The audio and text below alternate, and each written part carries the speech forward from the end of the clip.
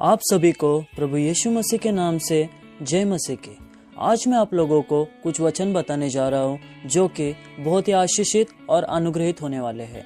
वैसे तो पूरी की पूरी बाइबल ही आशीषित और अनुग्रह वाले वचन से भरी हुई है, लेकिन उनमें से कुछ चंद वचनों को लेकर आज मैं आप लोग के बीच में रखने वाला हूँ, जो कि ऐसे वचन है जिसको आप रोज पढ़ोगे तो आपका जीवन एक सफलतापूर्वक जीवन हो जाएगा। तो आइए उन वचनों की ओर हम बढ़ते हैं।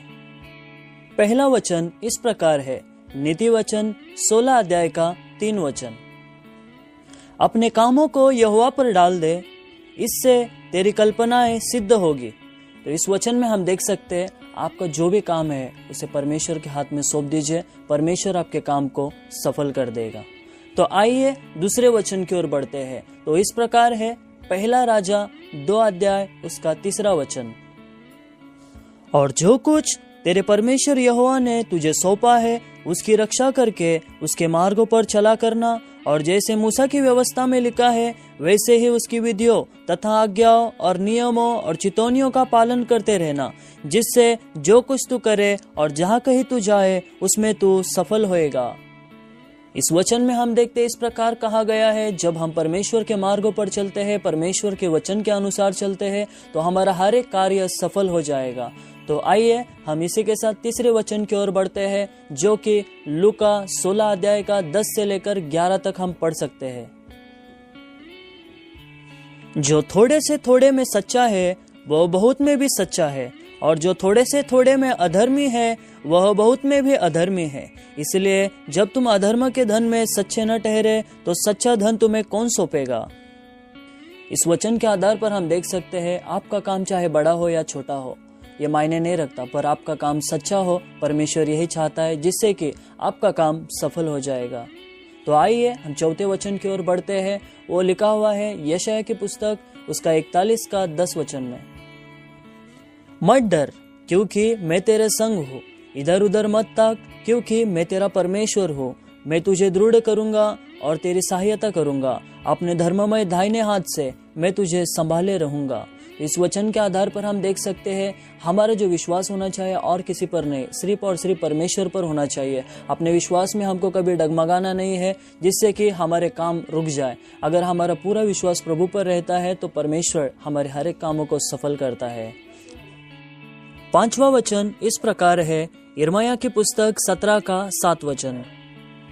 धन्य है वह पुरुष जो यहोवा पर भरोसा रखता है, जिसने परमेश्वर को अपना आधार माना हो। इस वचन के आधार पर हम देख सकते हैं हमारे जीवन का जो आधार होना चाहिए सिर्फ और सिर्फ परमेश्वर होना चाहिए। हमारा पूरा भरोसा और विश्वास परमेश्वर पर होना चाहिए, जिससे कि हमारा हर एक काम सफल हो जाएगा। तो आइए इसी के साथ 6वें वचन की ओर बढ़ते हैं, जो कि व्यवस्था विवरण 8 का 18 में हम पढ़ सकते हैं। परंतु तू अपने परमेश्वर यहोवा की स्मरण रखना, क्योंकि वही है जो तुझे सम्मति प्राप्त करने की सामर्थ इसलिए देता है कि जो वाचा उसने तेरे पूर्वजों से शपथ खाकर बांधी थी उसको पूरा करे, जैसा आज प्रकट है। हमारे हर कामों में हम सिर्फ परमेश्वर को स्मरण करें, इससे हमारा हर एक काम सफल हो जाएगा। तो आइए इसी के साथ और एक वचन को हम पढ़ेंगे, जो 7वां वचन है, भजन संहिता 37 का 4 वचन। यहोवा को अपने सुख का मूल जान, और वह तेरे मनोरथों को पूरा करेगा। इस वचन के आधार पर हम देख सकते हैं हमारे हर काम का जो भी मूल है, स्रोत है, जो भी आशीष है, हमें यही समझना है कि वो परमेश्वर की ओर से हुआ है। उससे आपके हर एक कामों में और भी आशीष बढ़ जाएगी। इसी के साथ नंबर 8 पर जो वचन है, नीति वचन 3 अध्याय का 1 से लेकर 4 वचन तक। हे मेरे पुत्र, मेरी शिक्षा को न भूलना, अपने हृदय में मेरी आज्ञाओं को रखे रहना, क्योंकि ऐसा करने से तेरी आयु बढ़ेगी और तू अधिक कुशल से रहेगा। कृपा और सच्चाई तुझसे अलग न होने पाए, वरन उनको अपने गले का हार बनाना और अपने हृदय रूपी पट्टियों पर लिखना। तो तू परमेश्वर और मनुष्य दोनों का अनुग्रह पाएगा, तू अति बुद्धिमान होगा। तो यदि आप किसी को हर बातों में आशीषित और अनुग्रहित और परमेश्वर का एक सही व्यक्ति होकर चलना है, तो आपको इन वचनों को पूरा करना पड़ेगा। तो परमेश्वर के साथ ही आप बढ़े। आइए हम लोग एक आखिरी वचन की ओर चलते हैं, 9वां वचन फिलिपियों 4 का 17 वचन, जो कि शायद आप लोगों ने पढ़ा भी होगा।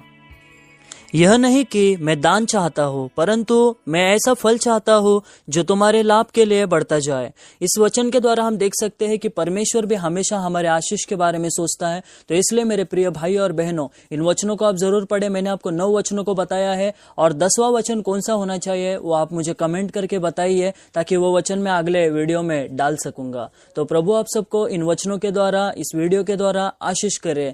मैं आपसे चाहता हूँ कि इस वीडियो को ज्यादा से ज्यादा आप शेयर कीजिए। Praise the Lord.